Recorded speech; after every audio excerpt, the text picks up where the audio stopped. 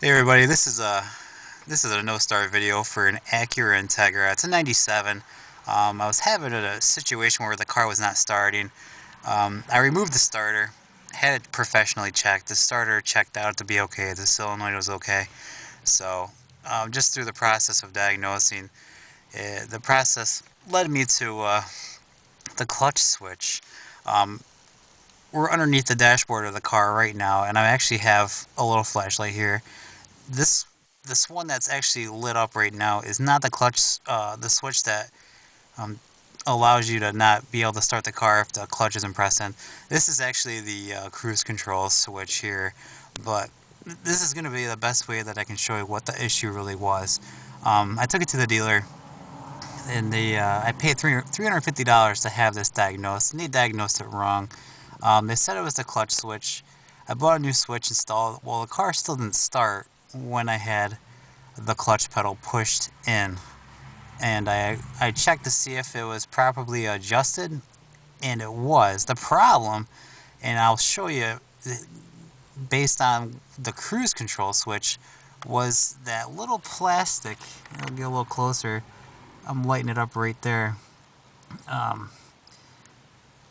right there, that little plastic thing was missing. So in a sense, that little plastic just kind of serves as a little stopper, a thing to soften and quiet the actuation of the clutch switch itself, and that was missing. So the clutch switch was, in a sense, not being engaged because there was a hole there, and that's why the car was not starting, because this little plastic polyurethane pedal stopper thing, as Acura calls it, was no longer in place. So the clutch switch wasn't being pushed in to allow the car to start. Again, like I said, this cost me a lot of money to figure this out, about $350. Um, I checked the main relay just to make sure that wasn't the issue, and yeah, it definitely was not the issue.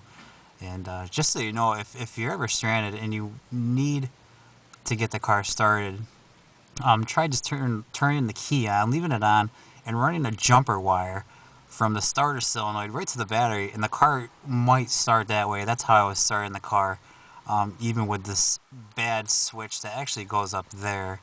You can see the hole. I have it removed right now. Uh, yeah, so if just try starting the car, leaving the key on, run a little jumper wire. I used a piece of speaker wire, and I ran it from the starter solenoid. There's only one wire coming off the solenoid, and ran it right to the battery, and yeah, it would start up.